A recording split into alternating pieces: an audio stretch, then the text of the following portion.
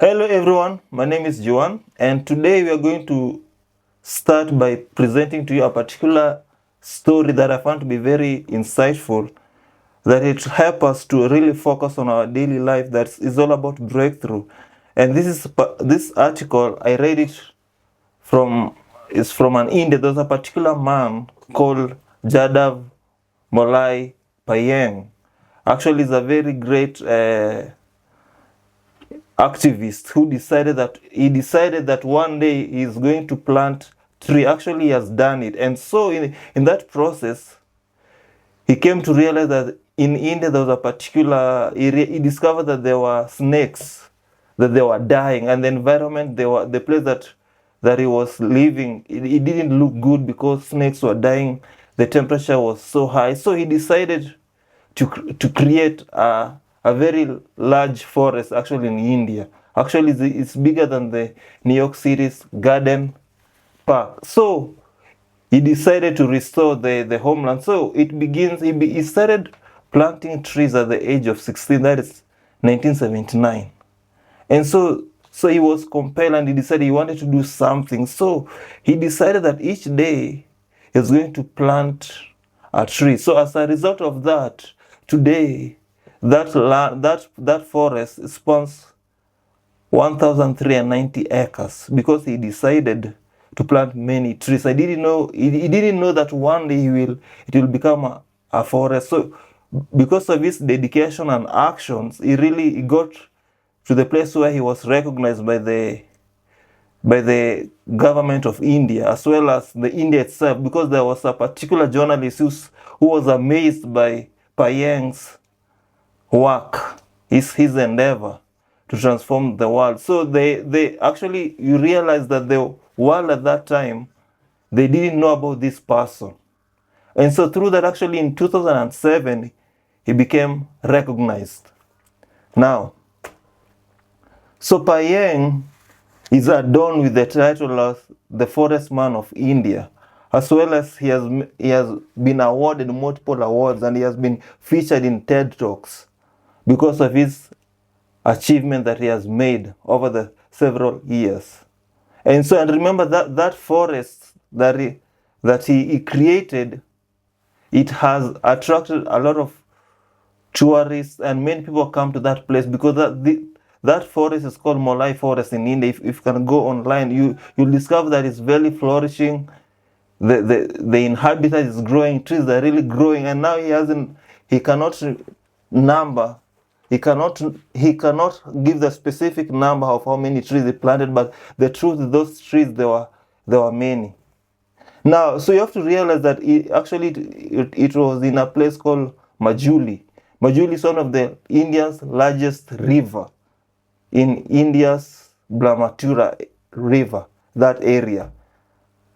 Now, so the lesson that I've come to realize that this person, he decided, no one forced him to make that decision, simply because he wanted to do something. He was bothered by this idea of snakes dying, the climate is not good. So he decided, found a way on which he can combat that soil erosion that has been eroding that place, because that area, it was just simply desiccated. But now it is a very fruitful area. The place, the trees have just grown. The atmosphere is so great, and as a result of his act, he became the fourth highest civilian honor in India. Now, his innovative solutions, such as planting coconut trees, help us to combat soil erosion, and this one garnered recognition for the potential of Majuli Island, as well as to fight against climate change. Now, his unparalleled work, determination, that forest was named after his name. Actually, his nickname is Molai. And the funniest thing about the story of this particular individual, Molai Payeng, is that there's a children's book called Jadav and the Tree Palace. It's an interesting book. I want you to go and read it, because it reveals how he was dedicated in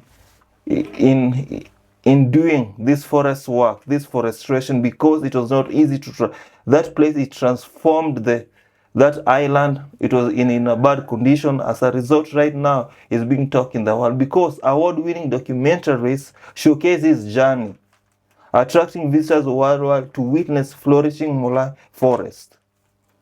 Moreover, her story it has a valuable lesson such that it is being recorded or is being instilled even in schools curriculum. Imagine his stories being narrated in the curriculum of United States as well as many countries all over the world. So this person is very, very great. And remember, he came from a humble beginning. And so he decided to do something. As a result, he wanted to save that area, that land, that the soil. Now, we can definitely say that Payeng's life's work extends beyond creation of that large forest. In other words, his trees absorb carbon dioxide, which serve as a natural carbon sink, as well as contributing to overall ecosystem health, supporting biodiversity, and providing essential habitats for various species. His forestation efforts are tangible and they serve as impactful to climate change. I mean, it did a lot of work in a position to help to improve the environment scene of that area. Now, what's the moral lesson here? That Molai Forest is a living example of how individual actions can contribute to harmonious and sustainable existence between humanity and the environment. Now, there's a particular quote. It says, "I will plant till my last breath." So you can imagine that kind of an action and determination that he was doing. He didn't know one day that his action actually has a great reward. Now, so he was stirred by the freakish sight. Dead snakes pile on a sand in scorching temperatures, perish for lack of shade or tree cover. So when I saw it, I thought even humans will have to die in this disaster. It struck me in the grief of those dead snakes. So I created this forest. So he created a forest simply because he realized there's a problem in that area, a very high problem. There's just the soil has been eroded. There's just erosion. Things are not going well, and there is no any animal or any species there. Now, so after he started planting those trees, remember, in 1979, and he was 16. So every day he planted, so that 40 years later, that forest, it becomes one of the best forests we have in India. And remember, when he started this initiative, people was thinking this person is out of his mind. You know, sometimes you may start something and not everyone is going to understand you. So as a result, he made a decision, and people were thinking this person is wasting their time. He didn't know what he was doing, but today he's a celebrated hero, conversationalist. And so her effort, her determination make her to be one of the greatest heroes. Is being talked all over the world. Now, this is I have a particular quote that he said, "Every day he taught me how to plant trees and care for them." He not only planted those trees, but he also showed dedication in taking care of those trees. So he sought no permission from the government. He took his initiative in bringing, or rather in planting that forest. So he started with bamboo trees, coconut trees, and then it grows on and on. So the reason why I'm bringing this story is to tell us the importance of sowing a significant seed, in that with your life you can do something great with it. And so this here, I believe, is time for us to man up and be the kind of individual who will make decisions, or who will make actions that will help us, will place us into new places, or rather people will be marveled by the decisions that you're going to take. It's all about sowing. We all understand this principle of sowing. Now, when you talk about sowing, there are certain lessons that sowing teaches us. It reminds us importance of patience, preparation. You know, we need to appreciate the circle of life, harvest, the need for care and attention, also the law of sowing and reaping. You see, when you think about sowing and reaping, it just reminds us that everything that you do in this world, whether good or bad, it has got consequences. So we have to be very careful the kind of seed we want to sow, the kind of decision we must make so that it may positively impact other people, not just for me, but the people around me. So what are some of the key lessons that I've learned from sowing is that the first thing is patience. Just like a seed takes time to develop into a plant, so achieving life goals, it will require patience and consistent effort. It's something that you have to do daily. Imagine at the age of 16, Payeng decided to plant tree every day. Now it took 40 years for that person single-handedly to create a big forest just like that. Now if you go to the article, they say that it's a 60-year-old farmer from India planted a forest by himself over 40 years. This journey started when he was 16 years of age.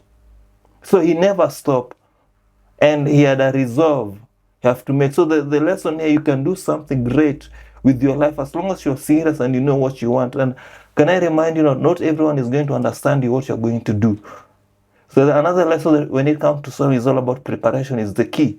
So before you think about sowing a seed, you have to make sure the soil itself is ready to receive a seed, and and your soil, or that land that you're cultivating, is fertile, is ready for sowing, so that you may have a huge harvest. So what's the lesson here? For you to succeed in life, you need proper planning and preparation. They're just important key when it comes to success. The other thing is cause and effect. If you do good, that goodness, it will result into goodness. So sowing, when you think about sowing is all about the actions that you take. So the results, the harvest is where we reap. So we reap what we sow. The other thing is care and attention. You see, having a successful farm, or rather taking care of your plants, it requires that you provide, there has to be a provision of water and weeding. In other words, we have to give attention to our crops so that they may grow and so that we may have a huge harvest. Harvest doesn't just come like that. We have to stay committed. This translates the need of having an undivided attention to the things that we do. What we consider to be important, we have to give them high focus and concentration so that we may get good results. And then we have to be adaptable to change. You see, depending on the weather or the condition of the soil, you need to adjust your sowing method. So we have to be very flexible. Not every time things they will goes our way. So flexibility, I think, is something that most of us, we need to cultivate, because not every time that everything will go according to our plan. Sometimes things come, information change. I mean, we have to be very flexible nowadays, because anything can happen. Just because you had a good day last year, it doesn't mean this year things they're going to be the same because of climate change. So we have to adjust. We have to act accordingly. We have to be very flexible. And then the other thing is appreciation to the circle of life. So sowing reminds us the natural circle of planting, harvesting, and even also growth. So most of us, especially in this generation, we want things to be done instantly, forgetting that it takes time and even effort for goals to become realizable. Just like seeds, they take a considerable amount of time. So we have to be very, very patient. We tend to ignore the process, and we focus on the end result without thinking about the actions, or rather the process it takes for someone to emerge successful. So many people who accomplish great goals, they take some great time of diligence, and as well as it takes a lot of time for you to make it. And so have you ever wondered that life is all about sowing seeds? And I wanna ask you, what kind of seed are you sowing? Are you sowing a significant seed? How many individuals, cultures, histories are behind every seed sown? So the vastness is very important, simply because it is inseparable from seeds. So when you talk about seeds, what do seeds really represents? When you talk about sowing a seed, I think when it comes to seed, the first thing it represents hope, or even new beginning. What a great day to start your life right, to determine that you're going to make some right decision, because it's all about new beginnings. Also, seed is a metaphor for survival and rebirth. Also, when you talk about seed, it's all about inherent potential, and also that success that you're about to envision, to visualize. That's what the seeds represents. So for farmers, harvest signifies the end of hard work. It's a season, and that season sometimes comes to an end, so that you may celebrate the good work, the crops, so that you may harvest. So I think that's how life it is. We have to be in that. There's a season whereby you have to struggle, you have to work hard, and then if you are careful enough, there'll be a time whereby we need to rest, we need to relax, we need to enjoy our rewards, simply because rewards are tiered to our actions, they are tied to our actions. So what does sowing teach us? So I believe there are 3 lessons that I've come to realize how sowing is very crucial in our everyday. We can apply it in our everyday life. So sowing can teach us that we have the power to build something that can multiply itself. Think about this situation. This person decided to start to plant a tree, or rather those seeds of trees, daily. After a period of 40 years, that small garden, it became a flourishing forest, simply because it was consistent and it grew. So anything that you want to do in life, let us dedicate it. You haven't reached its potential. You'll never know what will happen if we don't just give up. So sowing is a metaphor for actions, whereas reaping represents the rewards, some of the results of our actions. So sowing can represent, or rather it can present us with an opportunity that everything that you do today, you are responsible for our future. Many a times we think that future just happens itself. You cannot just wait for a great future.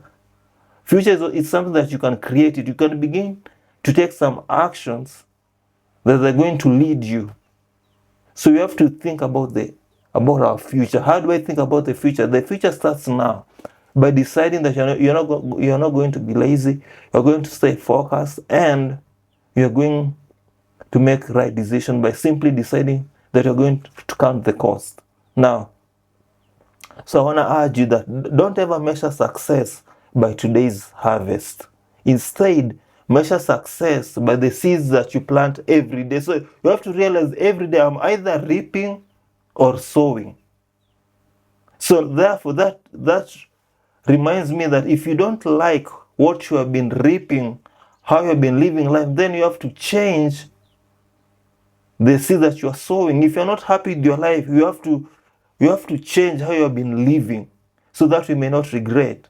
And also, don't judge each day by the harvest you receive, but judge it by the seeds that you want to plant. So in other words, sowing is very important, more than just the harvest, because sometimes we forget the harvest. We forget that, we think that harvest just happen like that, and yet the greater work is in sowing. So the question is, as I finish, as I bring this to a close, you may ask, so how can I sow a significant seed? How can I bring this thing home? What's the idea of this thing? Maybe you're here, you're not a farmer, you're wondering, I'm not a farmer, but I think there's a lesson here, figuratively. Because each one of us, you are involved in different aspirations. There are those in politics, there are those in music, there are those in agriculture, there are those in school, teaching, whatever it is that you do, you have to plant a seed. And as I said, seed represents new beginning, things that you can do. So how do I sow a significant seed? How do I live a life that it will be more a life that it will last? What can I really do in order to attract greatness into my life, to do things that will surprise people in a positive light? So the first thing, when it comes to sowing a significant seed, you have to develop an innate interest in whatever it is that you are doing. So the question is, what is your interest? So if you want to become an actor, if you want to become a writer, anything that you have to do, it begins with a desire. Interest reveal our actions. So if you want to know how interested you are, ask yourself, what am I doing? Am I pursuing? Am I doing something that I'm happy about? The other thing, we have to direct our diligence and dedication in what we believe is worth dying for. You see, you should put a lot of work, a lot of time to the things that really matter most. Most of us, we get so distracted by doing things, or rather we are putting our hard work to the things that they don't matter. So we have to know our priorities. So we have to be diligent, because diligence has got great reward. And as a result, for us to sow a significant sin, we have to give up excuses and desire to fulfill its demands. Let me tell you, any successful person, or rather any successful farmer, he will tell you that farming, it has got its demands. So anything that you put your hand doing, there are some requirements. And those, unless we meet those demands, then we will not reap a huge harvest. Our life will never change.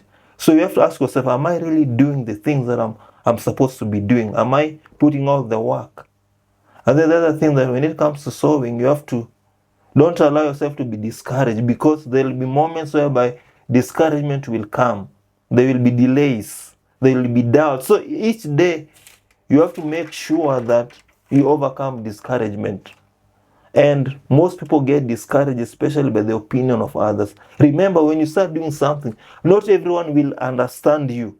Just like Jeddah Payeng, not people thought that this person is crazy. Why is he planting trees every day? Because let me tell you, you are answerable to yourself. You're not to other people. So don't let the opinion of other people stop you from pursuing your dreams, your goals. The other thing, you will encounter fatigue and frustration. Let's be honest. Not every day you're going to be super excited. There are days you're going to be down. You may feel like giving up. You don't see results immediately. You may be tempted to give up. So when you're in those situations, because you're a human being and sometimes we feel tired, what do you need to do during those days? You have to encourage yourself. You have to stir yourself up and say, you better rise up. Because not every day it should be a Sunday. Not every day is like a Sunday. So that sometimes you are down and out. Sometimes thoughts come. They tell, this thing is not worth doing it. It doesn't work. And so don't ever give up. The other thing is the success of other people. Do you know, most of us, especially young people, we have this problem of trying to comparing ourselves with other people. Sometimes you may think, so and so is doing well. And we get so bothered enough, and we think, let me tell you, every dog has got its day. So you have to realize that your time will come. Your day will come. So don't be distracted by success of others people. As long as you are doing the right thing, your time will come. So don't live in that pressure of trying comparing yourself, because you don't know what they're doing. You don't know the circumstances surrounding them. The other thing is that you have to remember, even as you desire to have a great harvest, you have to remember challenges will come. I'm going to tell you, problems will come out of nowhere. And the good thing that you need to do, you need to stay focused. Don't get distracted.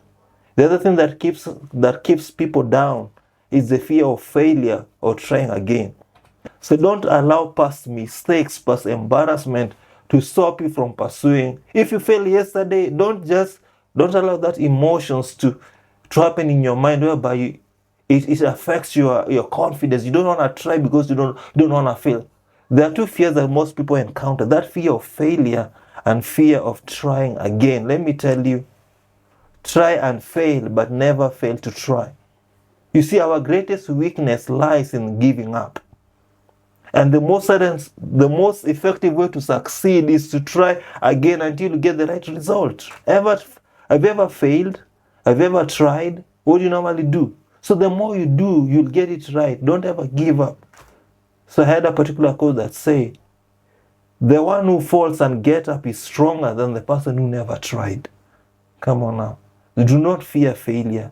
Fear trying again. You see, you fail not because you're not good enough. You fail because you haven't tried enough.